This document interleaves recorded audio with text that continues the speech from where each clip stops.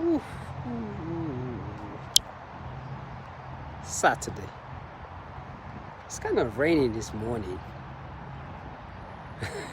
I've actually been doing all type of things during this run.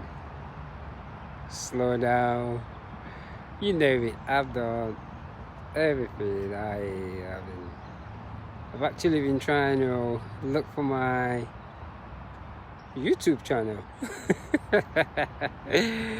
uh, Somebody said they wanted me to send them the link, so I had to stop and Google this biscuit, but I find it eventually.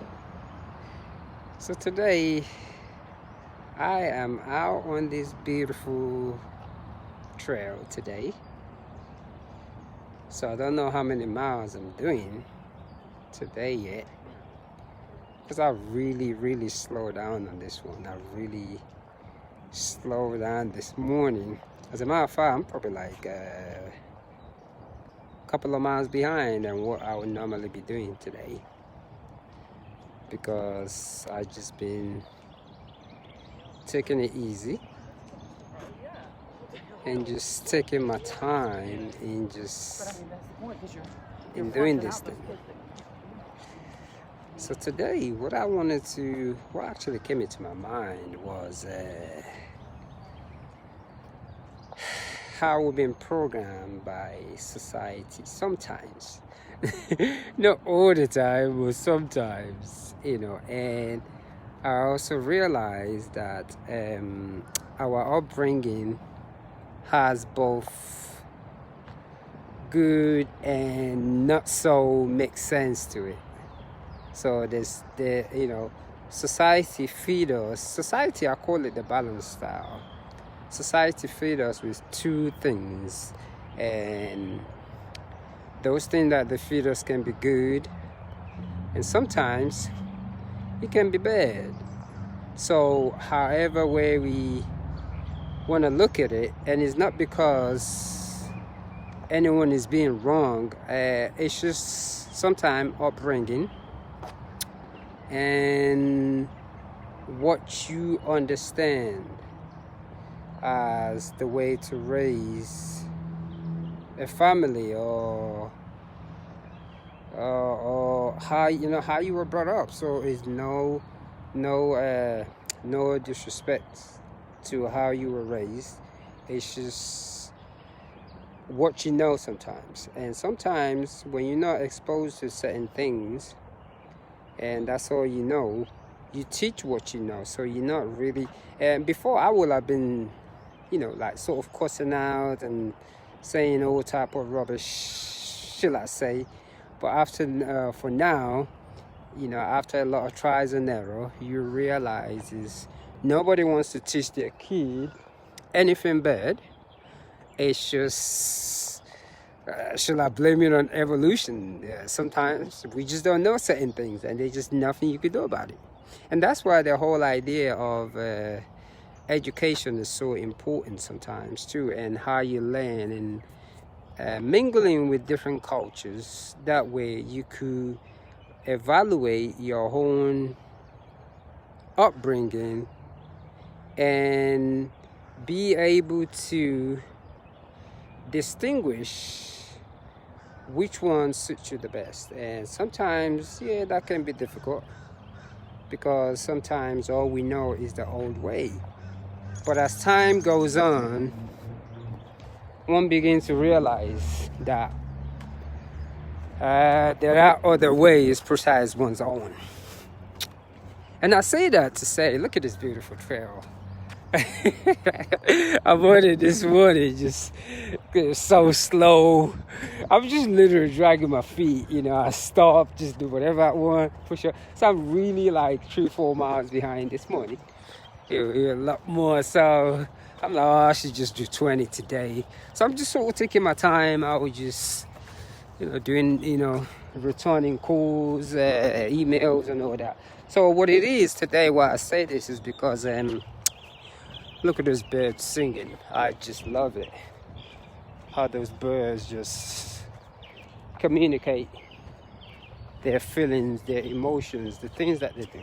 So what brought this on this morning is because sometimes in this life we go through certain challenges, and because of the way society constructs us to be, that we have to do certain things at a certain age. We have to get married at a certain age. Oh, those birds are somewhere over there making that noise this morning. So I'm just kind of just embracing the birds and them singing. Morning. So how society kind of constructs is that, how you doing, sir?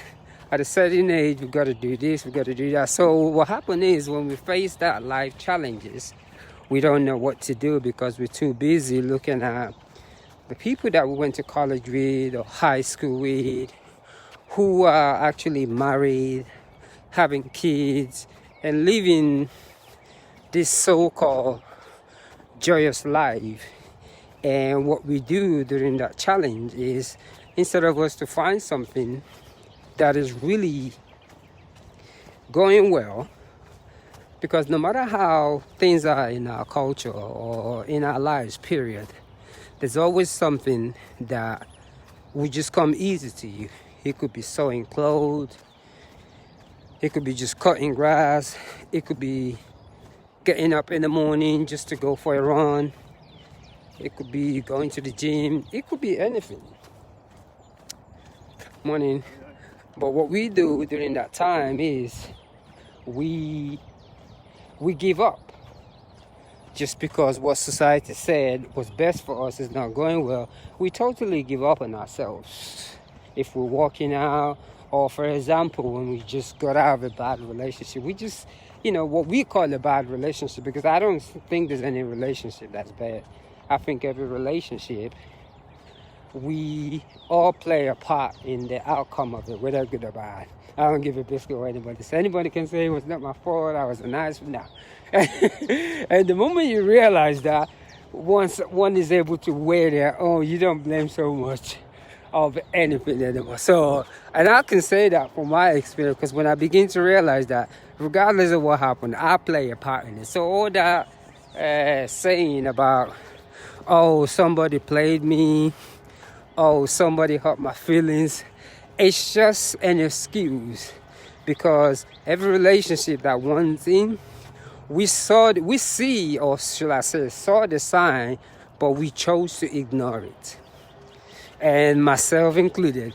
And when we begin to think this way, we are able to forgive ourselves, because every time we deny things not to be our fault at all, what it does, it creates a psychological weighing. So we never have way out because we're too busy pointing the fingers. But in reality, the only time that a relationship is good, that we give ourselves a pat in the back, is good morning, when it turns out the way society said it's supposed to be. But when that sort of things that happen and we have that life challenges, this is what I did that worked for me. I remember it started out with my divorce, and I've always loved running anyway. So I just run a lot of miles. I just run, because that was the only thing going well in my life. I just figured out, because I really don't have time to be sitting around wasting my time on what's not going on in my life. So I just really took to my reading, running, and meditation. Then I had a time where I had immigration issues. How you doing, sir? How you doing? I'm alright, thank you, sir. And when you're an international person, you really know how this immigration thing goes. It can take like 3 years just to figure out what your name is. And during that time, when they say don't walk, don't do nothing, you're just not allowed to do that. So a lot of people don't know that, because lately I started to share it, because a lot of people, during my situation, people think, he just doesn't want to work. No, that's just the rules in this country during an investigation. And especially when your partner that allowed you to stay in a country break up and say, I don't have nothing to do with you, So it's normal, the procedure. And when you move from one country to another country, you expect this type of things to go on. So you know that every time you leave your own backyard, you're taking a risk because you have to start over again. But of course, to a lot of my quote-unquote American bones, he just doesn't want to get a job. And I get that. It's okay, because when you've never traveled, you don't really understand the whole thing behind international. Even like for myself, I really understand it. When I was in England, I see people from another country when they come over there. I was born in England, so I see all these things. So when I had that issue, I just took to my running. When the issue made it to a state where I found myself homeless, I just took to my running. I did what I love to do. You know, when I experienced that whole journey thing, and it made me realize that, wow. So, and every time I try to do something else about it, like, how you doing?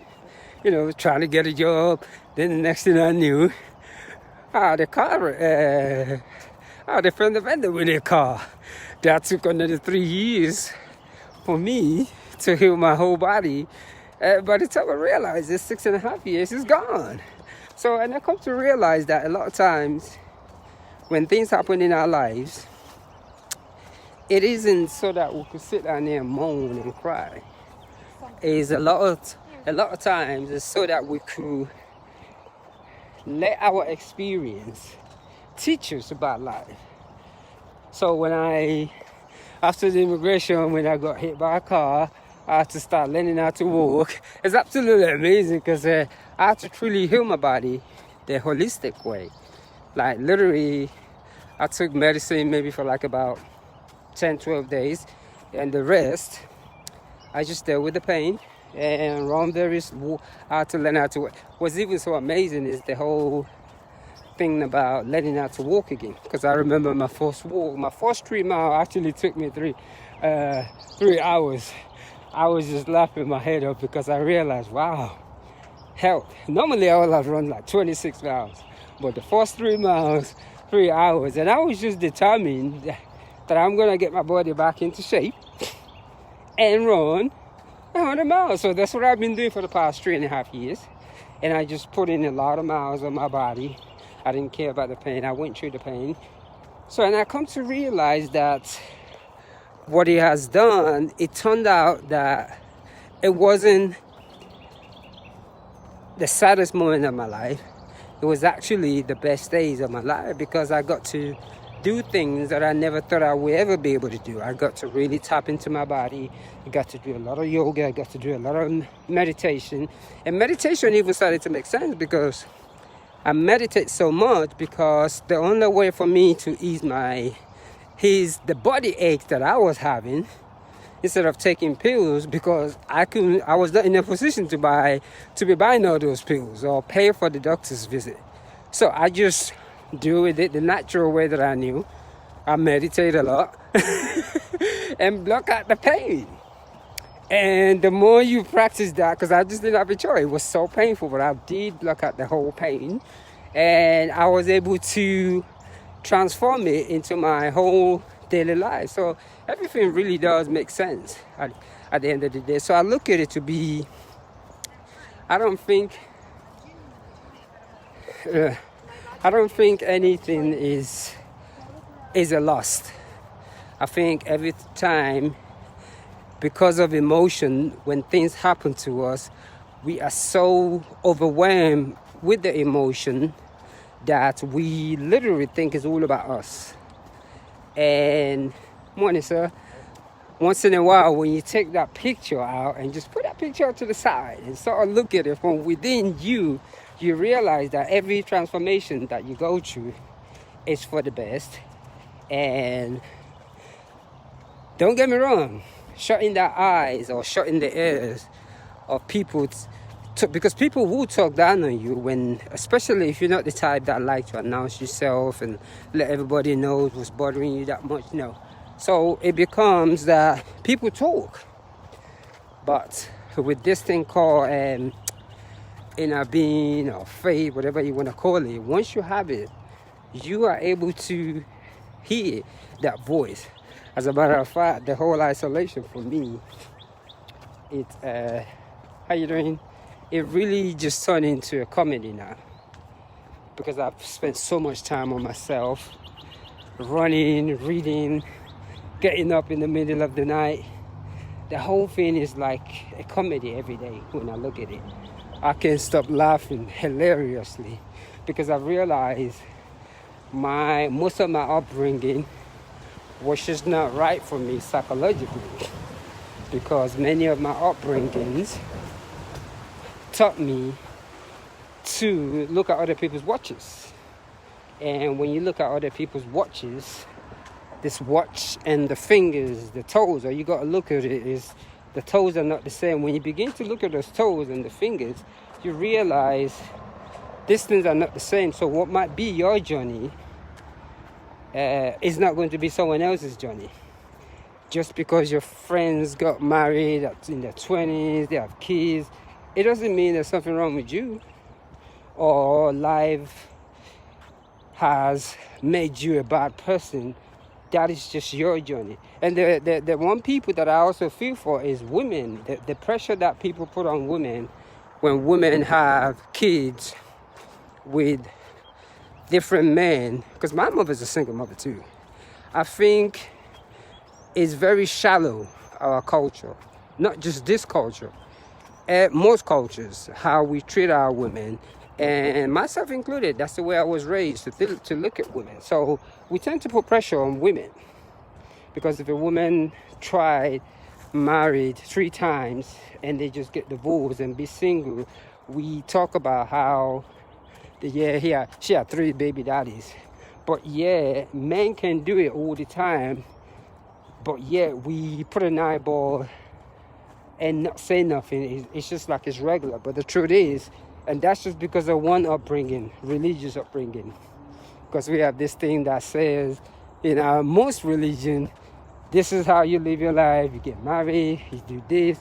And that's why a lot of us, when those things do not turn that way, we turn to drugs, alcohol. We start believing in those beautiful, beautiful religion, when in reality, it isn't the religion. It is the wrong message that was given by two type of people: the ones who doesn't know, and the greedy who wants to manipulate the mind. So life is very unique. It's unique to everybody. Life is very unique. And looking at other people's watches, it can be painful sometimes. And for me, when I stopped looking at other people's watches and looked at my own watch, and that's why when I'm talking about my whole experience, it's not really a big deal to me. Because of it, it makes me not want to call myself religious, listening to those birds singing, because I realize religious people judge more than anything else. I always have to tell some of my friends, look, I got it, it's okay. I'm allowed to make mistakes. And my so-called friends sometimes, many of the excuses is, I'm getting angry with you because I love you. No, you don't.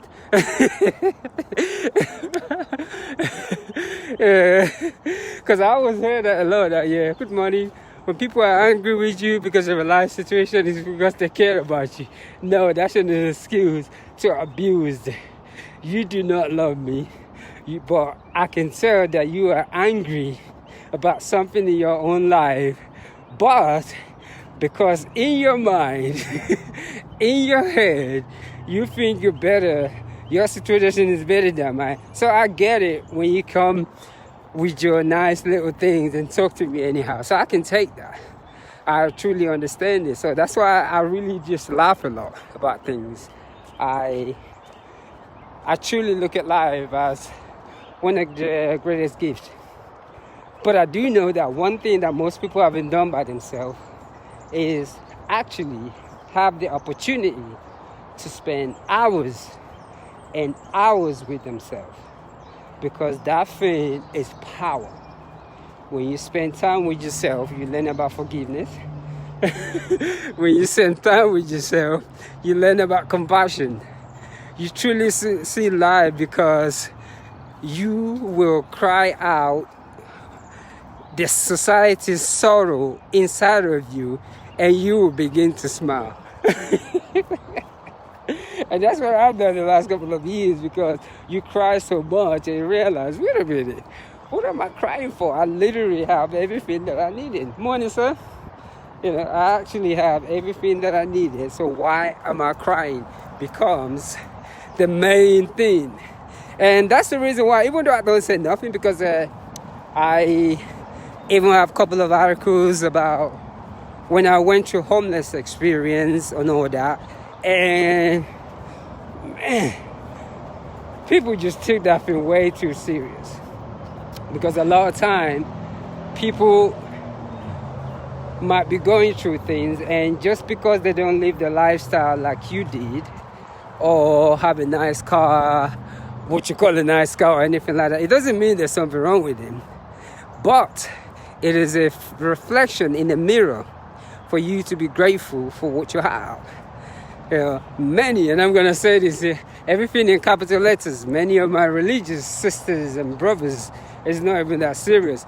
Everybody always want to say they want to pray for me. I appreciate the prayers, but I kid you not, I find truly peace in this life journey. And that's why I'm saying this, not for me, but for any person, any individual, especially both men and women, who thinks because they are not married like their colleagues, they're not married like their sisters, the people that they grew up with.